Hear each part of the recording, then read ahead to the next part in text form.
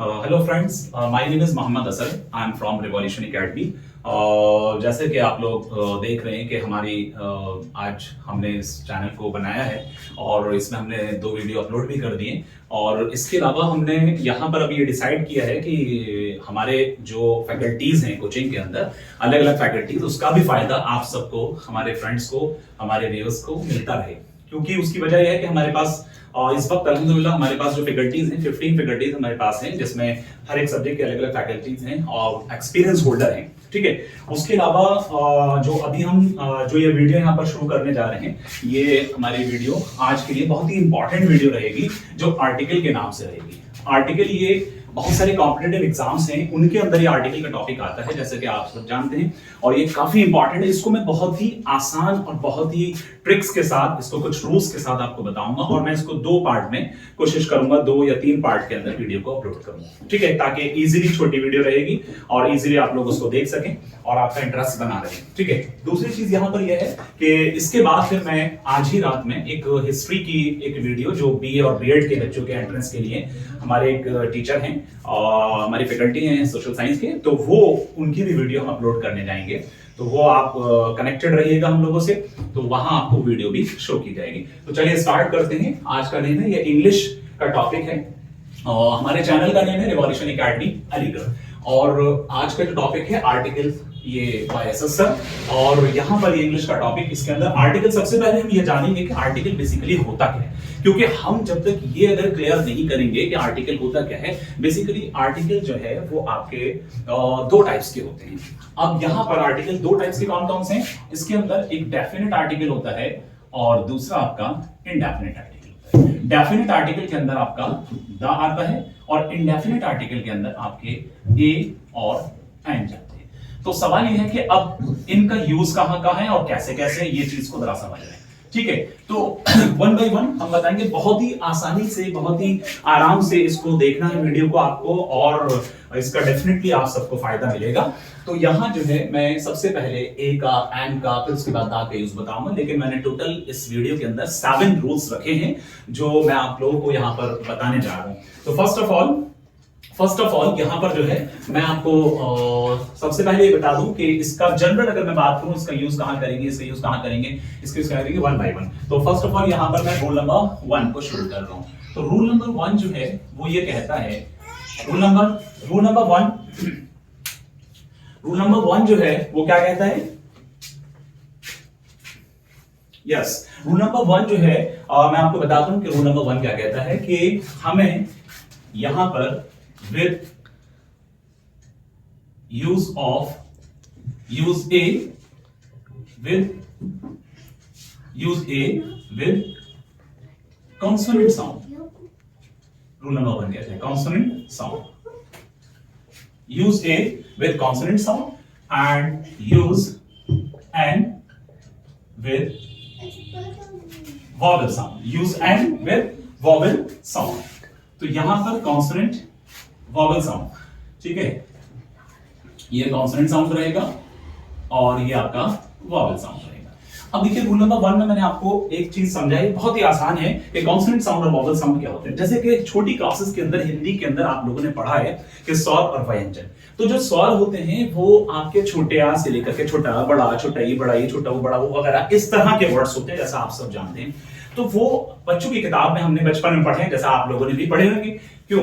तो यहाँ जो है वो वहां पर आपके जो वर्ड्स हैं वो छोटा, बड़ा, ये सारे आपके स्वर होते हैं, जिसे हम वॉवल कहते हैं। अगर इनकी साउंड होती है, चाहे वॉवल से शुरुआत हो या ना हो, तो वो आपके वहां पर एंड का इस्तेमाल किया जाएगा। हालांकि अगर मैं बात करूं यहाँ पर कि छोटी क्लासेस के अंदर बच्चों को प्राइमरी स्टैंडर्ड पे रटा दिया जाता है कि ए ई आई ओ यू के साथ अगर आता है तो आप एन लगा दीजिए, अदरवाइज जो है वहां पर आप ए लगाइए। लेकिन यहाँ पर एन तब भी लगेगा, वो ए वॉवेल नहीं होगा, तब भी हम एंड का इस्तेमाल वहां पर करेंगे। ओके, सो यहां पर मैंने बताया कि वॉवेल साउंड क्या है, जो आपके हिंदी के अंदर स्वर होते हैं, और कॉन्सोनेंट साउंड क्या है, जो आपके व्यंजन होते हैं, जैसे का, खा, गा वगैरह, ये सब आपके व्यंजन होते हैं। तो रूल नंबर 1 में ये बताया कि कॉन्सोनेंट साउंड। इसके कुछ एग्जांपल्स ले लेते हैं।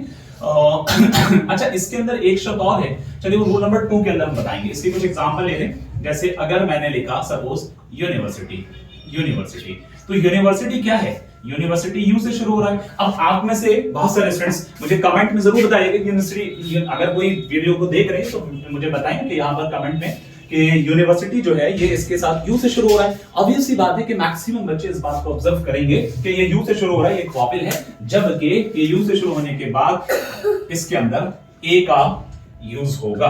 तो बेसिकली यहां जो है साउंड किसकी है, साउंड है यहाँ की, कि ये वही साउंड है। अगर मैंने दूसरी तरफ जो है मान लीजिए कि एक जगह लिखा MLA, member of legislative assembly, तो MLA अगर जो मैंने लिखा है मेंबर ऑफ लेजिस्लेटिव असेंबली, हालांकि ये जो है आपका एम से शुरू हुआ है।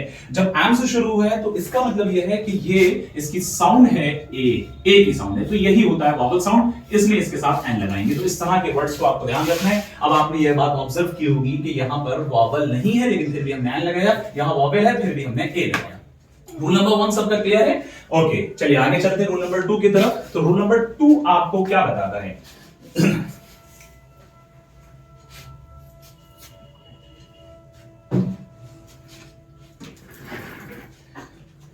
रूल नंबर 2 आपको बताता है कि ए और एंड का यूज जो होगा वो काउंटेबल नाउन के साथ होगा। रूल नंबर 2 क्या बता रहा है? ए और एंड का जो यूज होगा वो काउंटेबल नाउन के साथ होगा, रूल 2। तो रूल 2 में क्या बताया कि use of A and N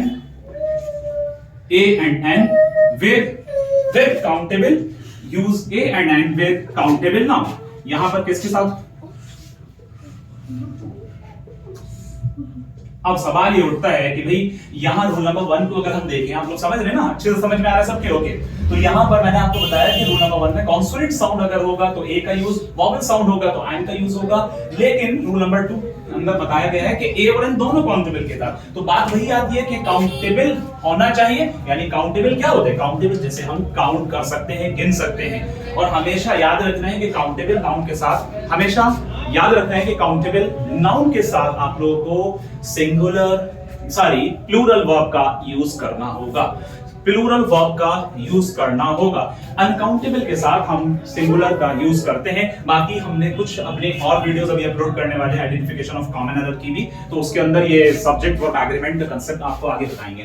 तो यहां जो है मैंने बताया काउंटेबल नाउन। अब इसके एग्जांपल्स ये हैं कि बस इतना याद रखना है कि अगर वॉवेल साउंड है तो एन जाएगा, काउंटेबल भी होना चाहिए, और कॉन्सोनेंट साउंड। जैसे मैं यहां पर एक एग्जांपल रखता हूं आपके सामने। मैंने कहा कि एलिफेंट जो मैंने यहां लिखा है, तो ये एलिफेंट के साथ यहां पर ई की साउंड है और ये एक एलिफेंट है, तो इसके साथ हम एन लगा देंगे। क्या लगाएंगे? एन। लेकिन अगर मैंने इसी जगह पर मान लीजिए कि दूसरा एग्जांपल आपके सामने लिखा कि सपोज कि मैंने लिखा एक जगह मैंने लिख दिया गर्ड, तो ये गर्ड जो है ये एक काउंटेबल है, इसके साथ इसकी साउंड लेकिन कॉन्सोनेंट है, तो हमने इसके साथ क्या लगाया? ए लगाया। बट अगर मैं यहां पर वाटर की बात करता हूं, अगर मैं वाटर की बात करता हूं, या मान लीजिए कि मैं वाटर के अलावा यहां पर इंफॉर्मेशन की बात करता हूं, तो बेटा यहां जो है वाटर और इंफॉर्मेशन ये दोनों के दोनों अनकाउंटेबल हैं। अगर मैंने इनके साथ ए या एन का यूज कर दिया तो ये गलत होगा।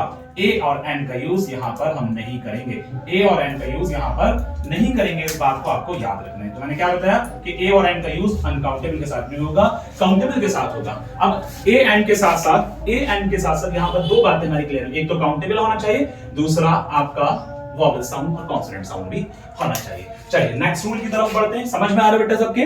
ओके, अब नेक्स्ट रूल क्या है आपका? नेक्स्ट रूल जो है रूल नंबर आपका 3 है। तो रूल नंबर 3 के अंदर क्या क्या है? रूल नंबर 3 की तरफ आइए। ओके सबके समझ में आ रहा है? रूल नंबर 3 के अंदर ए और एन का यूज होगा, जिस के अंदर यूज मैं लिख दे रहा हूं, यूज ऑफ ए और an to talk about the person or thing, to talk about the person or things that is unknown, to talk about the person or thing unknown to your listener,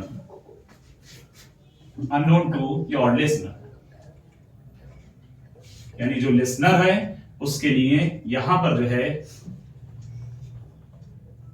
ए और N का use करेंगे जब अगर वो unknown होता है। इस बात पर ध्यान दीजिएगा, अगर वो अननोन होता है तो उस जगह पर ए एंड का यूज किया जाएगा। अब देखिए पीछे वाली रूल को कनेक्टेड है बेटा, इसको याद रखना है आप सबको कि ए अननोन के साथ साथ वहां पर ए एंड का यूज करने के लिए इसका अगर वेरीफाई करेंगे, देखेंगे कंपैरेटिवली, तो वहां पर वॉवल साउंड के साथ एन जाएगा, कॉन्सोनेंट साउंड के साथ ए जाएगा। ओके, अब यहां पर मैंने कुछ एग्जांपल आपको देने हैं, जैसे कि अभी मैं एक एग्जांपल और सेट करूंगा, लेकिन उससे पहले दा का यूज में तो यहां पर एक पॉइंट और लिख रहे हैं। यहां एक पॉइंट ये हो गया और दूसरा पॉइंट आपका ये आ गया, यूज ऑफ द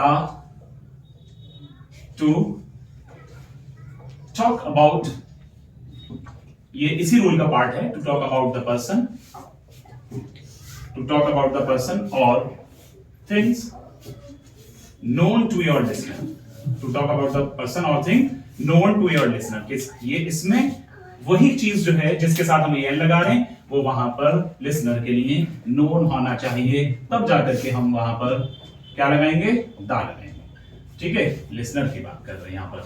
ठीक है, तो यहां मैंने आपको बताया कि इसके साथ हम क्या लगाएंगे, दा का इस्तेमाल करेंगे जब नोन होगा, और जब अननोन होगा तो ए एन का इस्तेमाल करेंगे। अब ए एन कहां होता है, कॉन्सोनेंट के साथ ए होता है और वॉवल साउंड के साथ एन होता है। इसका एग्जांपल मैं कुछ ऐसे दे सकता हूं, जैसे इससे बेस्ट एग्जांपल दे रहा हूं मैं आपको, माय सिस्टर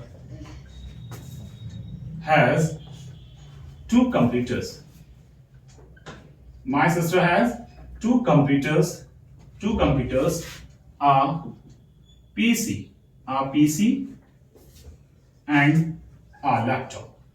तो अभी तक तो आप लोगों को पता नहीं था ना बेटा, अभी तक तो आप लोगों को पता नहीं था कि यहां जो है मेरी सिस्टर के पास क्या है, क्योंकि आप इसके लिए अननोन थे ना। तो जब जाहिर सी बात है कि अननोन है तो इन दोनों चीज के साथ हमने क्या लगाया, PC and a laptop,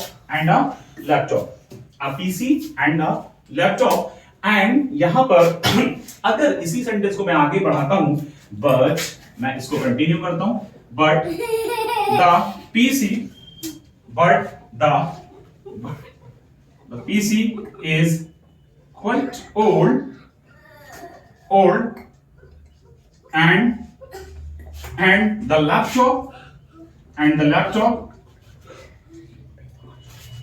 laptop is brand new, समझ रहे हैं आप लोग। तो यहां देखिए मैंने वही पीसी है, वही लैपटॉप है, दोनों के साथ यहां पर यहां पीसी के साथ दा, लैपटॉप के साथ भी दा। तो आपने ये ऑब्जर्व किया कि जब ये चीज नोन हो गई लिसनर के लिए, तो वहां जो है आपके पास क्या लग रहा है, दा लग रहा है। तो ये एक एग्जांपल था आपके लिए, बेस्ट एग्जांपल है। तो मैंने रूल नंबर 3 में क्या बताया आपको कि ए और एंड का हम यूज कर रहे हैं to talk about the person और thing unknown to your listener. जब वो अननोन होता है तो बेटा ये याद रखना है, बस इतना याद रखना है कि ए एंड का यूज का जो होगा वो साउंड के ऊपर भी फोकस करना है आपको, जैसा कि मैंने रूल नंबर 1 और रूल नंबर 2। अब आपने कितने रूल सीख लिए, रूल 1, रूल 2, रूल 3। हम एक लास्ट रूल की तरफ और मतलब सॉरी अभी 3 रूल और बताएंगे, 4 रूल और बताएंगे, 7 रूल है टोटल। लेकिन इस वीडियो में एक लास्ट रूल बताऊं, तो ये वीडियो इतनी ही बनाएंगे, एक छोटा सा रूल और आपको बता रहा हूं इसके अंदर। यस, नेक्स्ट रूल जो है आपको मैं बताता हूं, रूल नंबर 4। रूल नंबर 4 में ए एंड का इस्तेमाल होगा नॉन स्पेसिफिक थिंग और पीपल के लिए। रूल नंबर 4 क्या कहता है, यस, रूल नंबर 4,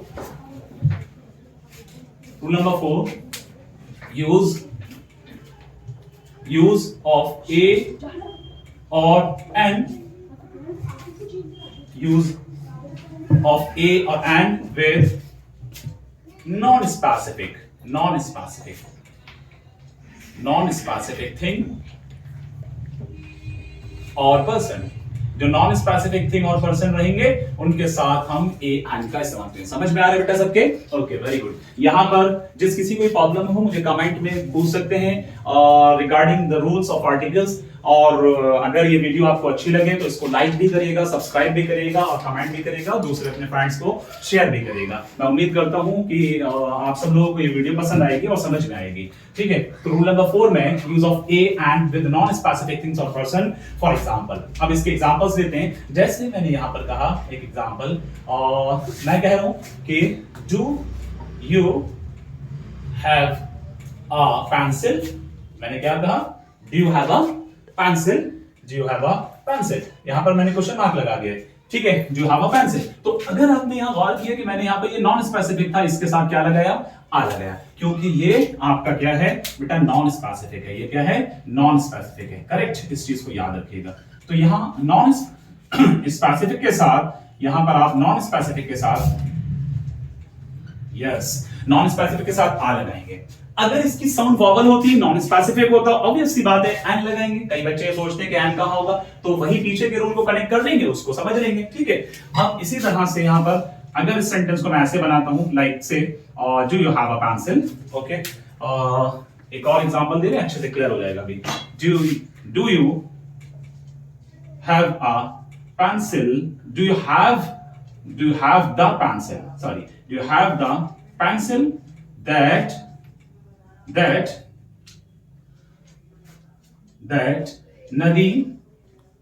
नदीम एक हमारे स्टूडेंट हैं जो बीकॉम की तैयारी हमारे यहाँ पर कर रहे हैं। That Nadeem gave